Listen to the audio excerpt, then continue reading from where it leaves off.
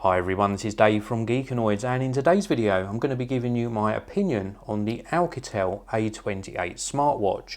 This is the product packaging, nice and understated. I do like the packaging because there's no waste here.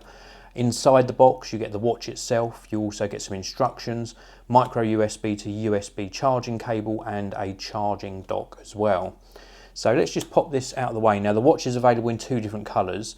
There's either a rose gold coloured version, which is what I've got here, or a grey and black coloured version.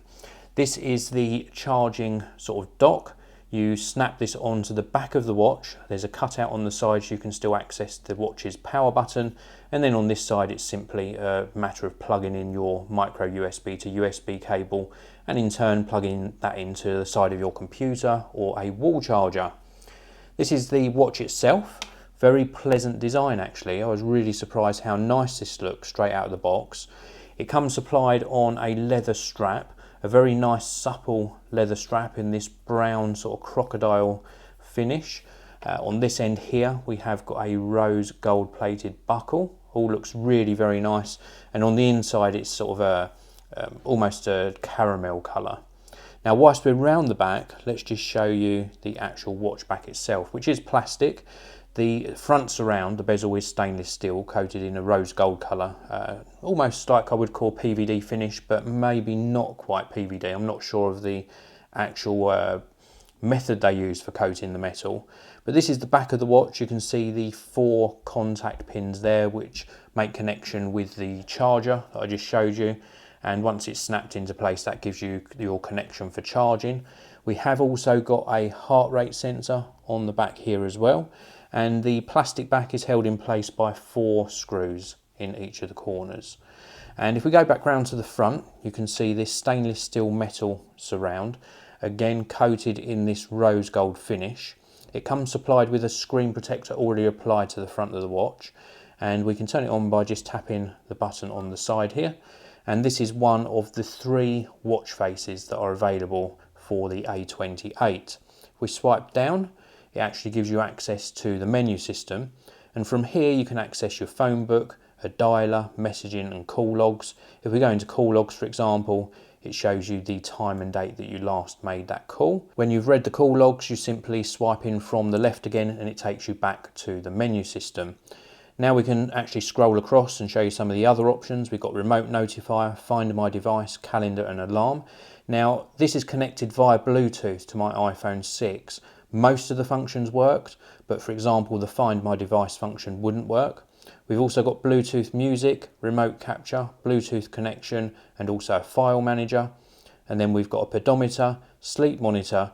We've also got a sedentary reminder to remind you to get up and actually move around from time to time, and a heart rate monitor as well. I'll show you that in action in a short while.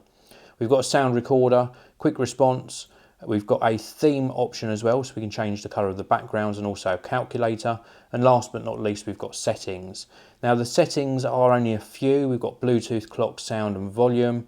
We've also got display, motion, and we scroll down a little bit more. We've got international, apps, reset and about. Now if I go on to clock, I can actually change the clock type. At the moment we've got this sort of analog type display.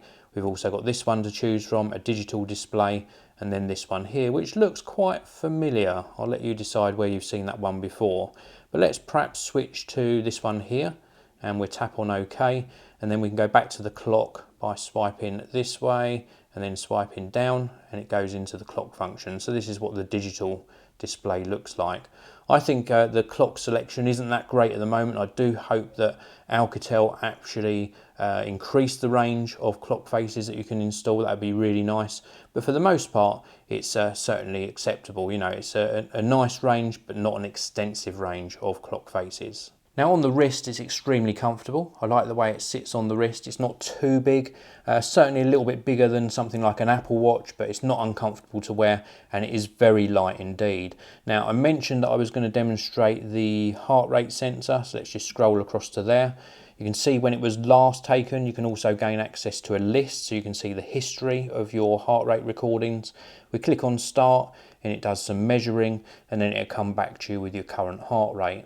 I can't claim as to how accurate this is, but compared to what I'm used to seeing on this sort of device, I think it's quite accurate. You can see here it's coming in at 67 BPM.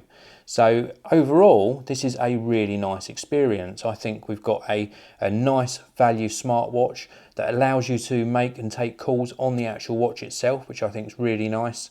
And it's a good option if you don't want to spend too much on the smartwatch, but still get something that's got some good functionality. So that's it for this video. I hope you've liked it. This is the Oukitel A28. Please do check out the links in the video description, and I'll see you all in the next video.